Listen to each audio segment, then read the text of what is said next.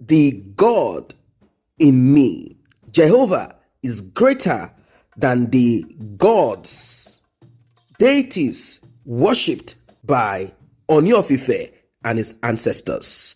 Welcome once again to this channel. Tap on the subscription button. Very important. Like and share. Help others get access to this video and also help us too.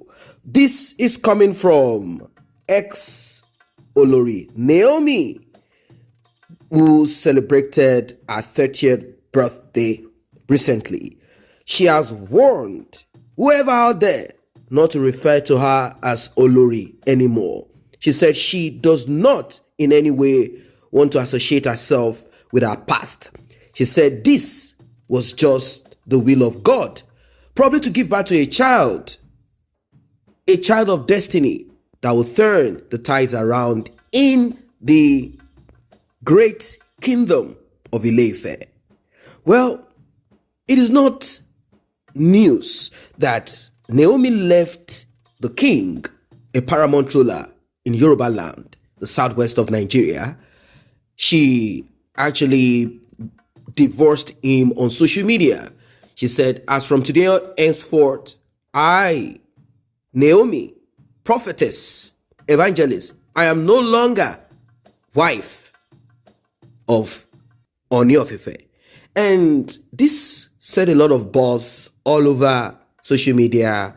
In fact, BBC Yoruba had to interview the king. The king said, when the time comes for me to speak, I will speak. But till date, the king has not really spoken that much, apart from saying that he never wanted to go into polygamy, but he was told by the oracles of his ancestors, the deities, that this is his pathway, that the only way he can move and keep women is for him to marry more than one. Now, there are people who are from the other religion who looked at it and said, this your deity is actually not progressive. Why should you have to have more women for a woman to stick with you? Why can't your deity position the right woman, bone of your bone, flesh of your flesh, with you, so that both of you can stick together as one? But, like I said, I did not create the king. I said this in previous analysis. Did I create the destiny of Naomi? Both of them have their pathway, and this pathway is what they have chosen.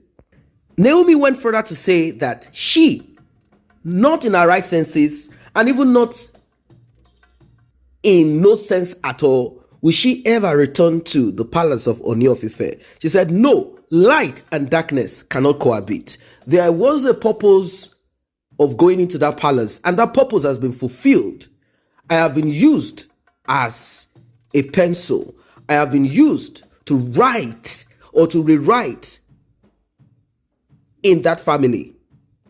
And now that he has gone through the pathway of his ancestors by acquiring more women, I think about 6, she said she will never and can never go back to that palace. Now, apart from this spiritual, dichotomy, apart from I am a Christian, I believe in Jesus Christ, and you often see her casting out the spirits or deities that Ooni of Ife would normally worship, like Oloko, like Yemoja, like Ogun, and many of these, in quote, humans who walked on the surface of the earth, and people worship them, hoping that they can reach to Olodumare, which is God in Yoruba language. They believe that they can access through these deities down there. Same way some people have said that Israelites, although there are controversies surrounding this, I'm just digressing a bit, that the real Israelites, or majority of the Israelites, or part of the tribe of Israel, are domiciled in Nigeria, and some of them were shipped over to Europe and America. Having said this, Jesus Christ is called God by Christians, but not by Israelites. Some of them don't call Jesus God. They say, no, there is only one God. Jesus Christ is just a prophet, and many other stories surrounding it. So you can see that there are a little bit of, or let us say more of, opposition in this. Naomi is a Christian. She believes in Jesus Christ. She casts out demons, in quote, deities that Ooni of Ife will call, ancestors and all of that. She casts all of these things out. You see some of the women written on the floor when she's calling fire of the Holy Ghost. And some of those women will be shouting, "Who are you?" "I am the great fish." What fish? Olokun in the sea. I came into this family to do this and that. I am this and that. Who are you? I am the ancestral spirit. Where Ogun will worship iron. And she will tap their head and those women will say, "Ah, fire, fire, fire." It's too much. Now, can you see that it is not going to be possible for Naomi to live with Ooni of Ife? Ooni of Ife believes in this deity. Ooni of Ife believes in every of this deity. In fact, he is sitting on the stool that these deities are the backbone of. So Ooni of Ife is simply a custodian of these deities. Well, having said this, there are people who are kind of looking at Naomi Shilekonola. They said, "Oh, what a young woman. She might be young in age, but what she has inside of her might be bigger." Because according to her, she has what they call Rhema, which is called revelation. She has something inside of her. She has the ability to see. She says she has a gift in her, and that gift gives her an upper edge. And when you look at her age, you might look at her and say, "Oh, she's just getting to 30. What does she know?" Well, she says she knows a lot of spiritual things. And some have said, if you knew all of this, if you saw all of this as a prophetess, why then did you put your legs into a home where idol worship is the practice? Well, maybe she went there hoping that she was going to turn things around in her own direction. And she probably must have quoted Bible scriptures and said, "God sent me there," and all of that. But when she got in there, she got in with a covenant also. By going through the practices, they poured salt on the floor, they poured blood on the floor, they poured water on the floor. I don't know, maybe she was rebuking the spirits tied to those things and turning it to nothing at that time. I don't know. But this is what she had to go through to get into that palace. And it is not news that the king has numerous women, those that he inherited, those that he accumulated. All of those women are there in that palace. And we also heard something that Ooni of Ife maltreated her so much. I don't know why or what. Maybe she wanted to be at the top of the Oloris and all of that, or whatever it is. I do not know.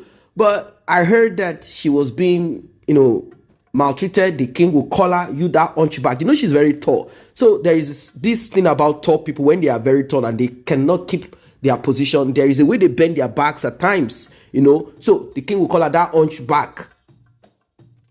And they said when she did the IVF or during the treatment for the IVF, she was bleeding or she was spotting, too much spotting. And she called the king like, "I don't know what's wrong with me. Can you please?" And the king did not respond to her like, "You just go and sit in a corner. Who are you? Small girl like you. How dare you? Don't you know I am?" And also, they said that she wanted the king to build her a dome. If you don't know what a dome means, I'm talking about mega church, mighty mega church. But the king did not. In fact, we heard that the king broke some churches in the palace and said, "Enough of this. If you want to pray in your room, don't start this, your night vigil and prayer session that she started when she got into the palace." She wanted to show people like, I can bring my light. I can bring Christianity into this palace. But it didn't work. It didn't really work. Even though the king at times associate with Christians. Most of the times you see him attending Esther Ajayi's cathedral, all of that. But I don't know what business they have together anyway as regards that. But what I'm saying in essence is that she said light and darkness cannot cohabit. Now, people are advising her to face her calling. Face what you claim God sent you. If you made a mistake, if it was a mistake, if God sent you to the household of the Ojaja Ogunwusi, well, I don't know. I wasn't there. I wasn't privy to that conversation. But they are telling her, "Woman, please, can you just mind that prophetic ministry that you have?